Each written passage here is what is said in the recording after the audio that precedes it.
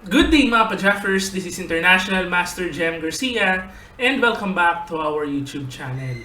So ngayon po patuloy tayo sa ating coverage sa 2022 Sinkfield Cup at dito ngayon merong napakagandang chess drama kung saan si Magnus Carlsen po nag-withdraw sa Sinkfield Cup.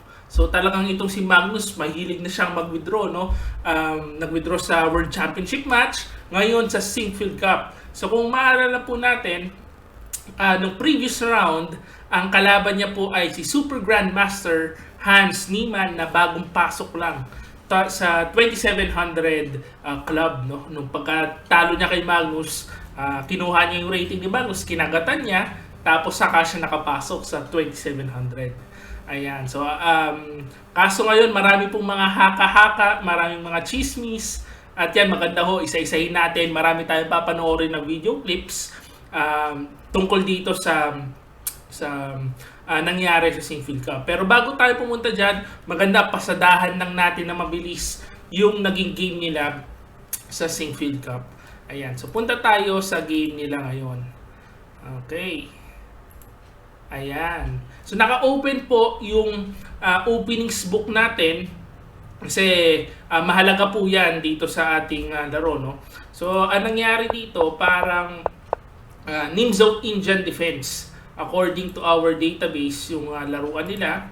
And dito, nag-G3 variation kasi si Magnus. At ito, parang mga sideline na lang to eh. No, makikita nyo, ang main line is E3. Ayan, unang-una, Queen C2. Yan, F3, yung parang kay Gugas to eh, yung F3 eh. Pero yung G3, medyo nasa dulo-dulo na ho yan. So, kapag ganyan ho,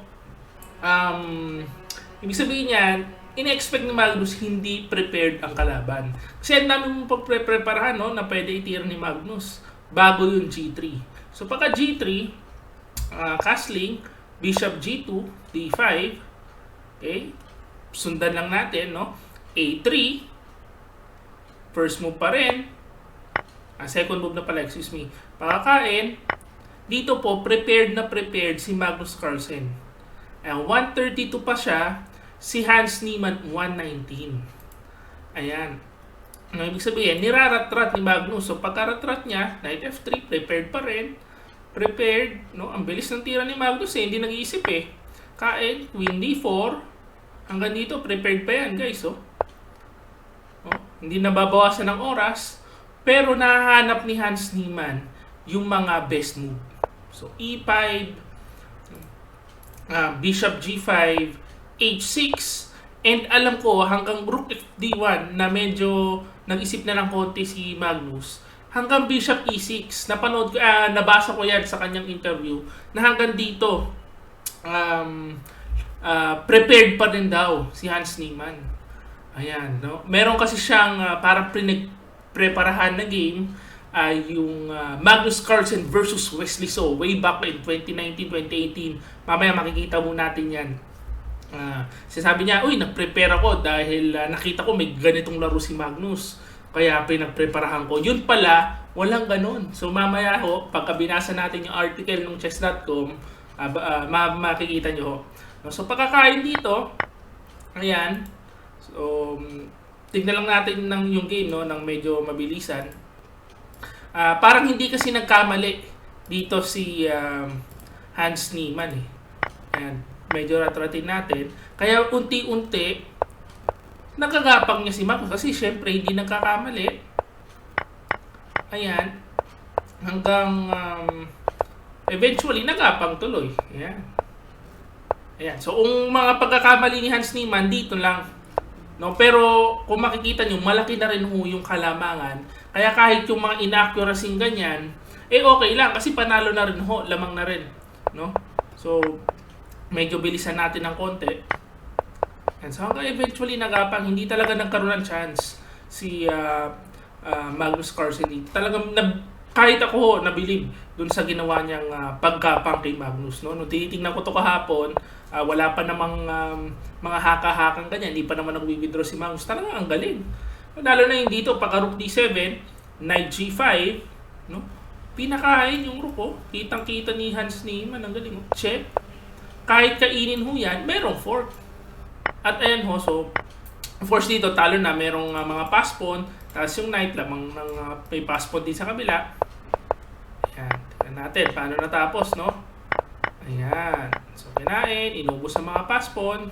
Hanggang dito po, nag-resign na si Magnus Carlsen. So, pagka-resign niya dyan, kinabukasan, hindi na ho nagpakita si Magnus, tapos nag-tweet siya, magwi-withdraw na siya sa Sinkfield Cup. Ayan. So, punta tayo ngayon dun sa babasahin nating article ng chess.com. Okay? So, punta tayo sa article ng chess.com. So, ayan po. Magnus Carlsen withdraws from Sinkfield Cup. So, on Monday, Grandmaster Magnus Carlsen surprised the chess world by announcing that he was withdrawing from the 2022 Sinkfield Cup, tweeting his decision at the beginning of round 4. Ayan. I've withdrawn from the tournament. I've always enjoyed playing in the STL Chess Club and hope to be back in the future. Ayan. Tapos titignan nyo natin, panoorin natin yung video na pinost niya, no? I prefer really not to speak. If I speak, I am in big trouble. In big trouble. And I don't want to be in big trouble. Okay, so yun ang sabi niya. If I speak, I am in big trouble. So parang meron siyang pinapahiwatig kagad. And actually ito po, hindi naman ito health reasons, no? So baka pwede niyong isipin na baka nagkasakit si Magnus Carlsen. Definitely, ang sabi niya, hindi ito health reasons. Merong iba reason pero hindi niya sasabihin. Ayan, so makikita niya dito, at the start of the round, Carlsen's clock was started against GM Pamidyarov, but Carlsen never showed up to the board and was forfeited after 10 minutes. So, forfeit siya. Okay, so tingnan natin. Tuloy natin. Carlsen was 1.5 out of 3 after losing in the previous round with White against Hans Niemann. According to the tournament regulations, because he didn't complete 50% of his games, Carlsen's previous results will be annulled from the tournament standing. However, the FIDE rating adjustments from these 3 games stand. So actually, ganyan ho talaga yan. And naalala ko, meron din akong experience na ganyan. May nakalaban akong Grandmaster, tinalo ko siya. Unfortunately, kailangan niya mag-withdraw, no? May nangyari nun. And nabawasan yung score ko. So ganyan din ho ang mangyayari talaga dyan. So kung titignan ho natin ang chess results, no? Pasadahan lang natin na mabilis yung chess results. So ayan po ang chess results ngayon. Okay, sandali lang, ayusin lang natin. Ayan. So itong chess results, si Wesley na po ang leading ngayon. Ayan, 2.5, I guess out of 3 games. Kasi, I guess out of 4 games, no? Tama, with +1 win. So medyo talaga naiiba yung standings. Kasi ito, 4 games na si Wesley. Pagka nakalaban niya si Magnus, hindi naman siya maglalaro dyan. On the other hand naman, si Hans Niemann, kahit tinalo niya si Magnus Carlsen, not counted na po yung score niya. So medyo nasugatan siya doon ng konti. No, ganyan talaga kasi nag-withdraw eh. And si Nepo naman, kung titignan ho natin si Nepo, siya naman ang nakinabang. Kasi yung talo niya kay Magnus, di ba, yung suki na talaga siya ni Magnus eh, hindi na mabibilang. Ayan. So ganyan po yan, pagka nagkaroon ng tawag dyan, may nag-withdraw, tatanggalin talaga ang score kapag hindi pa nakakalahati ng tournament. Ayan. So balik tayo dun sa ating ayan, article. So this is the first time that Carlsen has withdrawn from a major event, and many commented that such a withdrawal from a tournament in progress for anything other than health reasons is virtually unprecedented in top-level chess. Ayan, si Bobby Fischer lang, unang-una. Alam naman natin to si Fischer eh. Medyo ano to eh, may saltik ng context. To find a precedent, one may look as far back as the 1967 Swiss Interzonal, where Bobby Fischer withdrew after 10 rounds due to arguments with the organizers. Ayan. Online chess fans and commenters were quick to speculate. GM Hikaru Nakamura voiced explicit speculation that Carlsen withdrew because he suspected GM Hans Niemann of cheating in their previous in their game the previous day, saying, I think that Magnus believes that Hans probably is cheating. And so panoorin natin to. Try to speculate here on Magnus's intentions. I think that Magnus believes that Hans probably is cheating. Again, unproven. Who knows what the reality is? He probably does believe that in his heart of hearts that Hans cheated in that game, or that he is cheating, or whatever. Okay. So if Magnus believes that, what is Magnus going to do in the situation? If he really believes that, okay, if you go out and you say something but you have no proof, then I mean, the burden of proof is extremely high, of course, because like if it's not done at the time when you're at the game, of course you can't prove anything. And so you really have no way of proving that if you really believe that. So I think Magnus's way of basically saying that is like he's not going to actually say it, but he's putting out this clip saying if I talk him in trouble, and he's withdrawing to make the point without publicly making the point. That's my read on the situation in terms of why he's doing it this way. He could be sued. Ayun. So, yan ho, siguro, ewan ko kung dyan nag-start. Pero actually, yung ginawa ni Magnus, no, lalo na may tweet pa siyang kasama, may pagano'n pa siyang tweet na kailangan hindi ko pwedeng sabihin. Pag sinabi ko, I'm in trouble. Ibig sabihin, meron siyang mga parang pinapahiwatig. Ayan. So, in an interview after the game, tuloy natin yung article. Niemann mentioned that he prepared based on Carlsen's use of the G3 Nimzo engine against GM Wesley So in London 2018. However, this game does not exist, and Chess.com has not been able to locate any other modern game by Carlsen in this line. So talagang ito pong linya ni Carlsen, siguro ngayon lang niya itinira, no? And pagka ganyan, mahirap po mag-prepare. So medyo na kagad doon, isang pahiwatig na doon na bakit sasabihin ni Niemann may ganitong game pero wala pala, or ewan ko kung baka may game naman talaga, no? Tapos nakamali lang siya ng sabi, baka hindi naman si Wesley. So ewan ko kung kung paano nangyari, pero sabi po ni Hikaru based sa kanyang database, at alam ko yung mga database ng mga super GM talagang malalawak po yan, hindi kagaya yung database ko. Kung tinignan natin dito sa live chess, wala rin po talaga, no? Tinignan natin kanina yung openings book, wala akong game si Magnus, and yung database ni Hikaru, wala rin, no? Tingnan natin, panoorin natin yung video. Space. Okay, if Magnus never has played G3, if he's never played G3 before, then Hans is then I'm really sus, actually. I'm like more sus than I've been before. Yeah.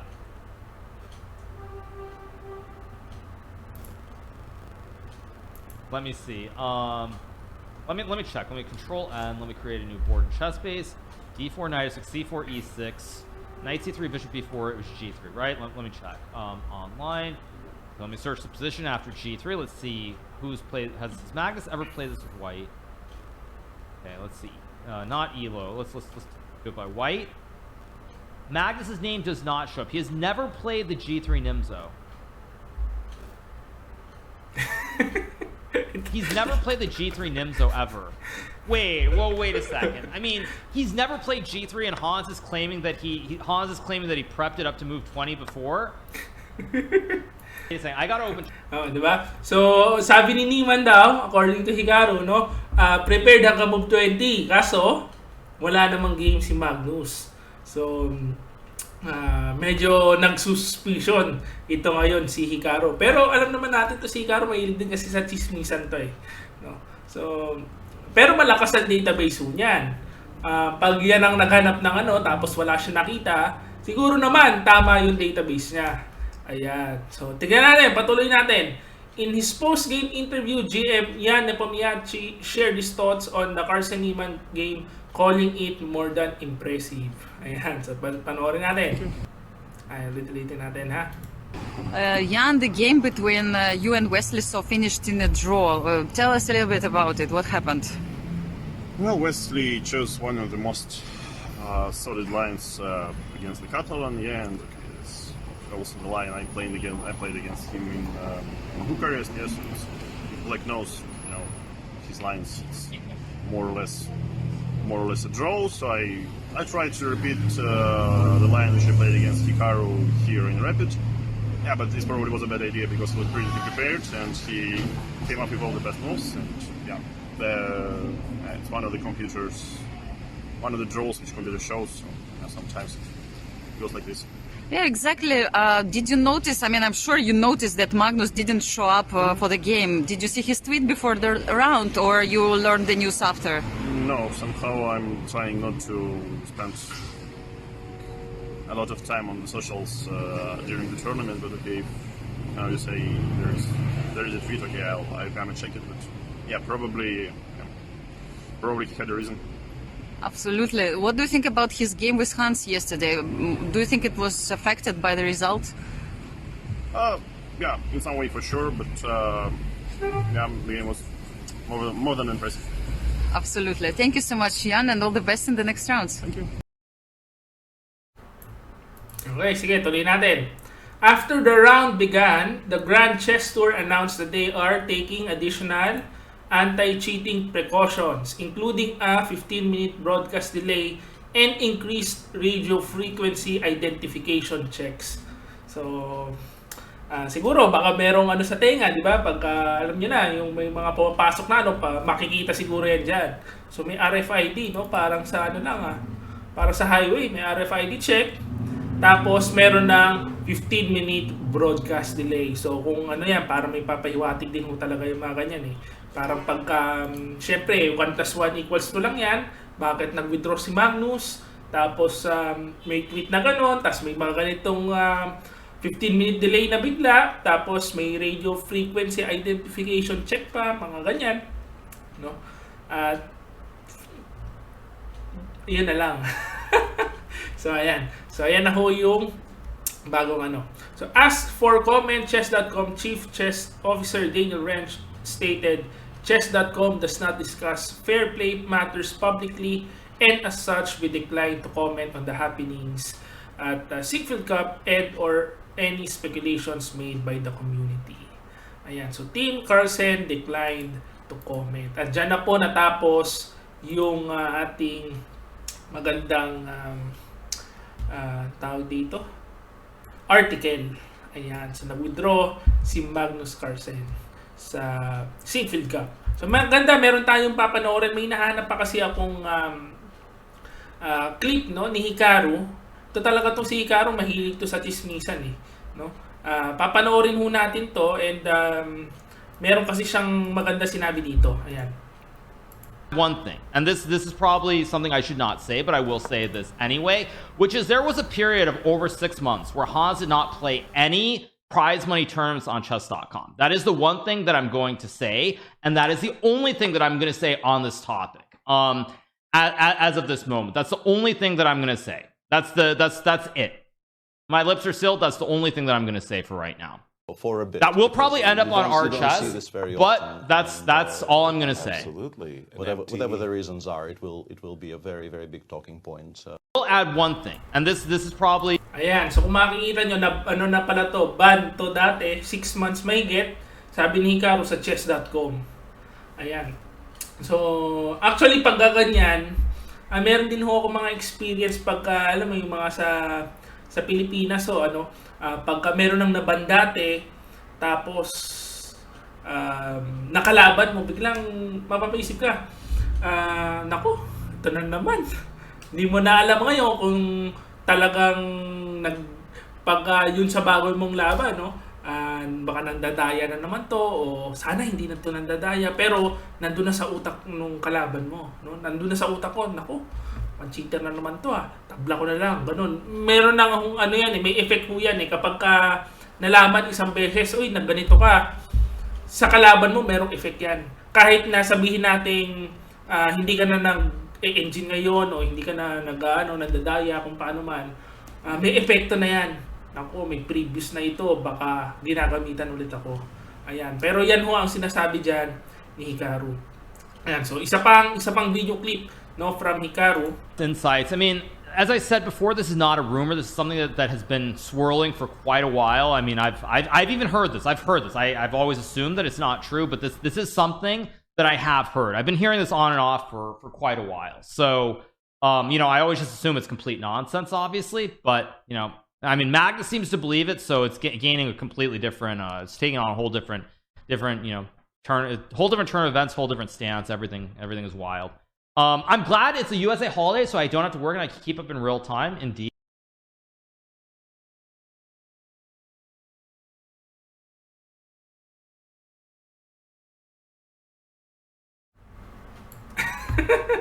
Ayan. So, nakamali ako doon. Naka-off pala ang aking mic, no? Pasensya na. And, kung makikita nyo dyan,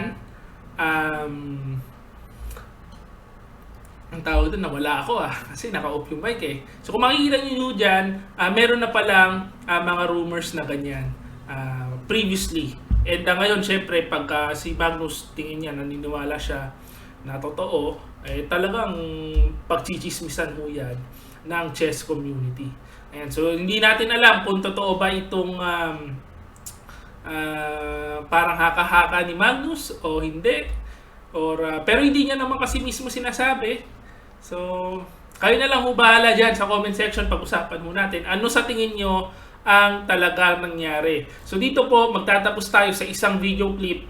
At yung video clip na yan, dyan tinignan natin naman yung kabilang side. No? So palagi natin tinignan yung possible cheating allegations. Pero sa kabilang banda naman, syempre ito po, paangat na super grandmaster. And talaga eventually, kahit saan naman ho yan, yung mga bata, darating, sila naman ang panahon naman nila, no? Parang kahit saan naman, sa basketball, no? Sila Lebron, eventually, hihina rin, lalakas din yung sino man yung next na Lebron James, diba? So, ganyan ho. Meron one last clip tayo. Ito po, interview ni Levon Aronian. Dito tayo magtatapos.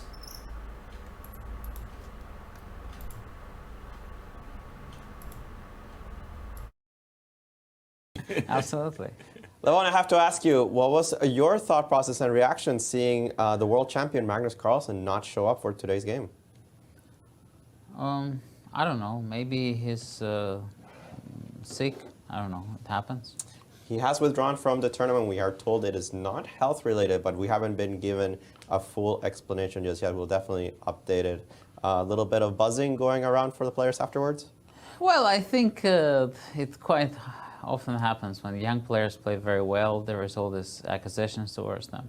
I mean, all of my colleagues are pretty much paranoid, and quite often I was the one telling them, come on, guys.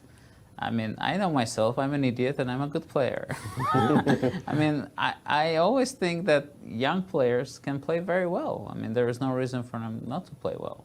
So I never have this kind of feeling, I mean, oh, my opponent is, you know, he's overperforming. Because, and at the same time, I mean, if the young players are not playing very well or not occasionally beating us, then what can we learn from them? You know, and it also shows that we haven't taught them anything. And I personally, I've played against Magnus when he was very young, and I've learned from him a great deal. Of course, one of the more traditional powerhouse matches that we've had in the last decade and a half. And therefore, I mean, if I was sitting there and thinking that he's, you know, there's something suspicious about how strong he plays, I don't think it would be very beneficial for me. I could never learn from him. I would always think that, no, there is something wrong with his play, or, yeah. Did you feel that you've learned from your encounters here at the Singfield Cup? Absolutely. Yesterday I've learned a great deal. I think I underestimated the attack of my opponent, and I really underestimated this move a3 in my preparation, and I think he played very, very well. So, as upsetting it is, you know, it's an opportunity to learn and improve. You know, there is that's what motivates me in life. You can always learn about chess and about life from Levon Aronian. Thank you for joining us here, and well, good luck in the rest of your games.